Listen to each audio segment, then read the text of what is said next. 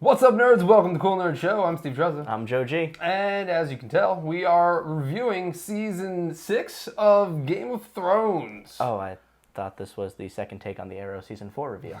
Nope, it's Season 6 of Game of Thrones. So That's so much better than what we were going to talk about. We're going to talk about every storyline, basically, that happened. We're just going to give kind of our... brief overview. Yeah, not an overview, just kind of what we liked and disliked about it. Yeah.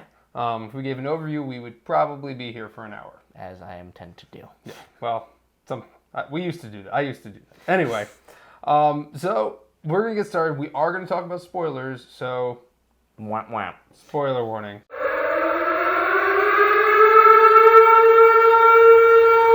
First off, without spoiling anything, what did you think of the season overall? Probably the second strongest season I've seen out of this show. Yeah? Yeah. Yeah, I would say it's definitely up there. It was a little slow to start, but it always kept my interest Even when in it's the early slow, episodes. you still want to pay attention. Exactly. And unlike maybe season 2 where you're like, I could really not have to watch this. But I think that it pains me because every time it ends, I'm like, that's it? And I get so mad because it's over. Because even when we were watching the finale, Yeah. and you're like, no, it's like over an hour this week. I'm like, oh, really? Nice. Nice. And then you're still like, another year, right? Yeah. Son of a bitch. Another year, a whole long wait. Anyway, one of the lesser, I guess, storylines that wasn't really well received this year, Arya and Braavos. What did you think of Arya and Braavos? I thought it was fine. I mean, they finally delved into territory with Arya outside of the book, and while the writing on Arya being attacked by the waif could have been written a little bit better, whatever, I like that she was able to get out of there. Mm-hmm. Her and Jaqen are still besties, I guess. And I guess they are. I mean, she took one name off her list tonight, so we're She all did thankful in the for finale, that. Walter Frey. Walder Frey, He's goodbye. done. That was a great... no one really saw that coming. Fed him his children. Took a book out of Eric Carmen's page. I love him. Except it was instead Poor of Scott parents, Tenorman. it was the children. Yeah, so that was good, and that was the best part of the Arya storyline. I thought it was a little underwhelming this whole season, and it was kind of boring, and it was just kind of like, where is this gonna go?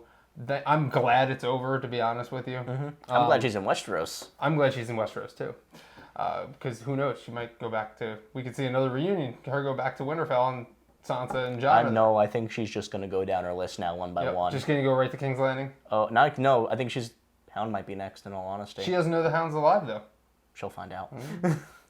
Okay, so what about in the north beyond the wall? We have Bran and his story with the three-eyed raven. Yes. And rest in peace, Hodor, and all that. What did you think of that storyline overall?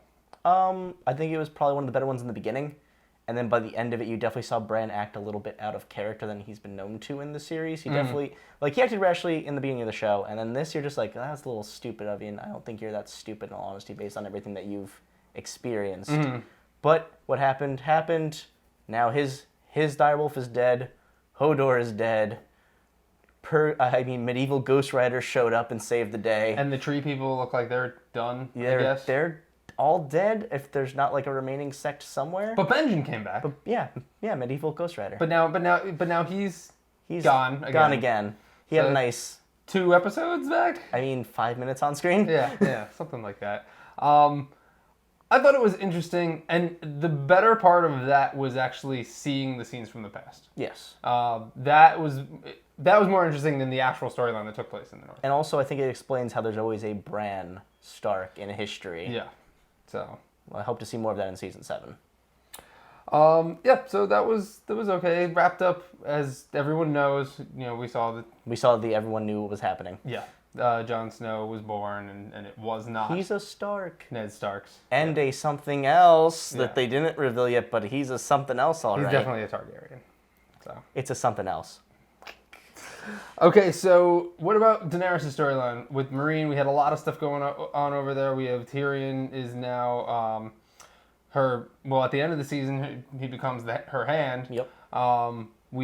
She gets captured by the Dothraki. She kills all the Dothrakis. Thankfully. The leaders. Calls. Yeah. And now the Dothraki are following her. She has the ships thanks to the Greyjoys. She's coming over. But no second sons. No second sons, but... No fuckboy. That's really upsetting. Whatever. I don't think she needs it. I didn't really like his character anyway, so I didn't either. yeah, whatever. I didn't either, so whatever. Yeah, I agree. She sent Jorah away. Well, he sent himself away. I guess. And then she's like, "You're coming back." He's like, "No, I'm going to die." "No, you're coming back." After you find a cure. Oh, fine, I'll come back. What did you think of her storyline as a whole? I think they really did borrow elements from like the first season with her, and they really redid a lot of stuff that she's already done. They just did it to a grander scale, which I'm okay with. I'm just happy that we're finally, after like seasons and seasons and seasons in Essos, that we're finally just we're going out to Westeros, and we got the Greyjoys with us. Yes. Thank God for the Greyjoys. Yes, that's I love when we finally see characters coming over to Essos and to Daenerys, because it's like she's so far off from everyone else that it almost at times would feel like two different shows, because it was nothing that happened here affected anything that happened over here. But now it finally will. And now it finally is. Yeah. So and now when more people start showing up there, it's like, oh, okay, cool. Yeah. So I like that. I think her storyline was great. I loved when the slavers tried to like wage war, and she just tore them apart. They're like, "We are winning," and at first I'm like, "Yeah, they are winning." I'm like, "Do you forget she has 3 dragons? Does everyone? They're chained up. They're not gonna stay chained up if you're attacking the town." Exactly. So that was cool. Put them in their place. Grey Worm is not intentionally funny, but pretty funny. Oh, he made it funny. He did make it funny. One of you will die. I killed 2 by accident. Look at that. Okay, so now going down to King's Landing. Yep. We have the Lannisters against the Sept and the High Sparrows for this season. By far the best character of the season. Holy crap. I mean, the worst. No, I mean, like... He's the best because you hate him. Oh, yeah, no, he's the best actor of this season. Because, like, I hate Cersei, but I think I hated the High Sparrow more than you almost Cersei. Felt bad for Cersei, didn't you? Just a little bit. A little bit. But I was just like, I don't know.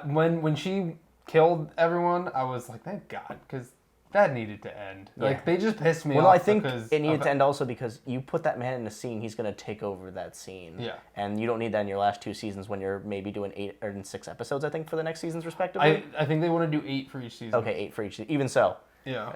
He'd get too much screen time. And I would love it, but it wouldn't do anything.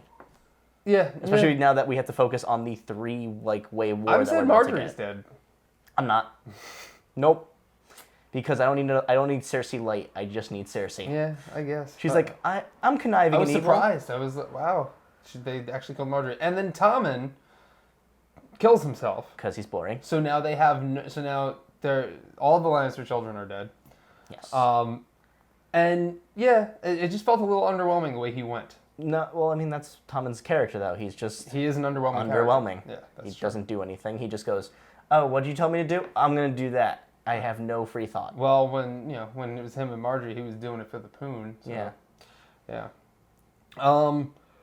But yeah, okay. And now Cersei is And the thing queen? is, it didn't, I mean, it looked like she was ready for it. I don't think she even wanted it. Like, she looked broken to me doing that walk. That's more the face of, like, I've lost all of my children. I have, like, nothing to live. But I don't know. She had this smug look on her face. She always, finally. That's her resting bitch face. She always has that, but I think she's literally just like, I lost all my children. I probably don't have anything to live for, so I'm just gonna fuck it. Sure, queen. Yeah, so she's the queen. She has no idea what's coming. No idea. I mean, I'm sure someone will eventually tell her. Well, yeah. Okay, we're gonna talk about some mixed storylines, really short, and then we'll get into I think was probably the most interesting. The North. Was the North. Yeah. So we have the Dorne storyline. Yes, they killed the prince. Apparently they cut out a lot of scenes because there was that plot hole in the beginning where they killed the prince. He was supposed to be in Westeros. He was supposed to be on the ship with Jaime and Marcella. Yeah. And they just, I guess, forgot, and they just killed him on like some other ship. And if you don't remember, it was in the first episode, I believe. Marcella's corpse comes back, and you're like, ah. And he was supposed to be with them, but he wasn't. So, because he left with them in the finale of last season. Anyway, so there's that. And then at the end, we see Dorne again. And they're allying with Grandma Tyrell, who is now literally has nothing left. So I don't know. Yeah, there's nothing. I have nothing to say about it. There's no comment to say about that because it's. The only comment is at least they're siding with Daenerys. I guess. That's it. Varys shows up, and they're all like, "How about fire and blood?" Blah. Okay, the Hound returns. He would get a couple episodes with him. We got. It's good to see like, him back. 10 minutes of the Hound, I think, altogether. Overall. Yeah. Yeah, it was cool when he came out and just like slaughtered those I felt bad people. for all the hippies. Those hippies didn't have to go like that. I know they didn't. And he was he was trying to do right. He was by doing himself. right. He was chopping those woods real well. Happens. Yeah. But he's back. Yeah. Hopefully we'll see. Everyone is saying a Hound mountain fight in the future. It's not even the mountain anymore, though. It's still the mountain. Yeah. It's the zombie mountain. So. Yeah. Okay, and then we have Sam's storyline, which was also a little underwhelming. The most underwhelming thing next to Dorne. He comes home, he steals his dad's sword because his dad doesn't want him there, and then he goes to the Citadel. Yeah, to the Citadel. And they're like, Who's the Lord Commander? Mormont? No, he's dead. Where's Maester Aaron? Oh, he's dead.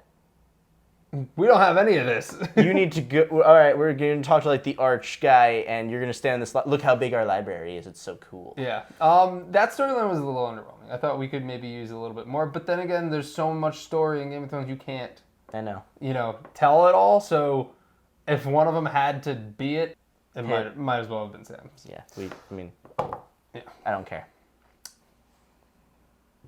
Sorry, Sam. I'm not. He lost weight though. He did lose weight. That's good for him. Yeah. And then we have Jaime at River Run, which was a little short-lived story. It just showed how inept the Freys are at everything. Yeah, they just suck. There's like, we're going to go to war. You mean you're just going to sloppily douche and the Lannisters have to pick up the pieces. Mm-hmm. The end. And that was really it. And it just kind of was just a transition of... like Blackfish came to die. Yeah. And I don't know why they did that. It wasn't even really... I guess it was needed a little bit, but it wasn't really needed that much. No. You could have almost done without it, changed a couple lines of dialogue, and that would have been it. You could have done it in like one episode for 10 minutes, because that's really all it should have taken. Okay, and now let's talk about the North. The North! So a lot happened in the North. A lot happened. We had the battle, that awesome, sweet battle. Stupid battle. Joe's favorite character was Ramsay Bolton. The best character. Ramsay the Giant Slayer. Please refer to him as such. Rest in peace, 1-1. I give a shit about him. And then of course Jon Snow coming back from the dead and all that. Okay, so what did you like about the North this season? What did you not like about the North? Well, I liked that Ramsay was Warden of the North for like 3 episodes. I was like, yeah, and then I like how he's like, yes, my father died of poison from our enemies. You mean you killed your dad? My father died of poison from our enemies. I liked Jon being a little bit broken, really. I like to see his character have to kind of come through like, I died. Everyone I knew betrayed me. Yeah. Especially you, Ollie. You little shit. That was awesome when he hung them all, though. Oh, yeah. Fantastic. I felt no remorse for any of those deaths. Me either. But he finally like picked himself back up, and he led an army to almost certain defeat, and then got saved because his sister was just like, I guess I'll phone in on the creepy uncle. Yeah. And also, to see Sansa and Jon, like, see each other for the same time, that was, you know... It's just nice to see the Starks reunite. Exactly, because they've been through so much. So much. Because it's so easy to just feel bad. Like every other family at least gets to see each other throughout the show. They're the ones that like, I really wonder how my siblings are doing. Exactly. I don't know.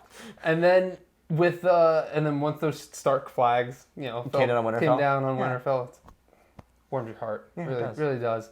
And then that battle was it was fantastic. It was a really well done battle. It was a movie style battle. That was great. Yeah. Can't beat it. No. It was one of the best battles, probably, that I think we've seen on the show. Except, probably. No, probably the best, because Blackwater Bay, was mostly for the wildfire. Yeah, and then there was also the siege at the wall. Yeah. That was pretty awesome. But yeah, I think that battle tops it.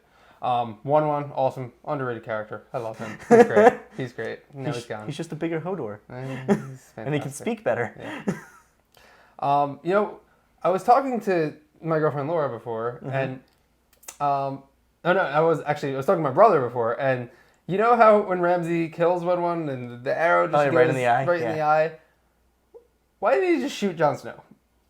Oh, because Ramsay does the thing that you're going to hate him for. Yeah, and you may love Jon Snow and not want him to die again. But, yeah.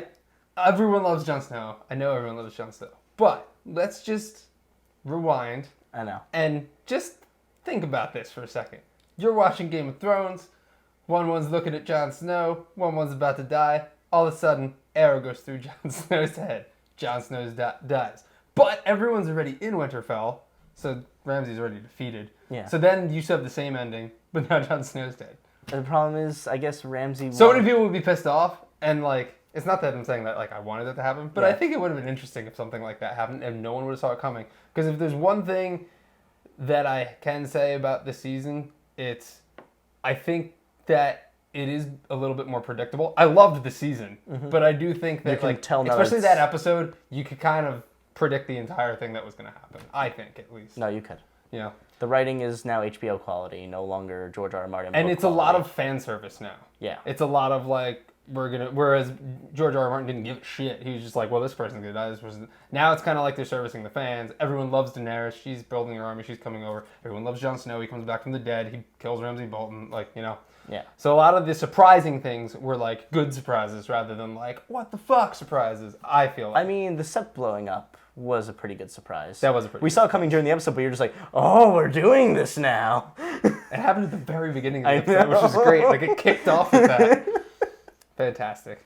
But overall, I think the season was great. I do too. So, if you're going to grade the season 1 to 10 scale, what would you give it? I'd give it an 8. That's it? Just an 8? Yes, just an 8. That's a little low, I think. I don't know. I think it's just about right. I mean, there were definitely aspects of the show where we definitely had scenes we didn't need, Okay. and I think that detracts from it a little bit. Yeah, there are some, but I think And because you could tell characters are starting to act differently than they've acted in the past seasons, we're starting to see the writing kind of slip now. So that's why I'm giving it a little bit of a lower score. I'm going to give it a 9.3, which is high. But yeah, I really enjoyed this season. And like you said before, there wasn't a moment where I was really watching Game of Thrones where I was like, ugh. Or where I was just like, all right, get on with this. Or like anything like Well, that. I mean, except for maybe Sam.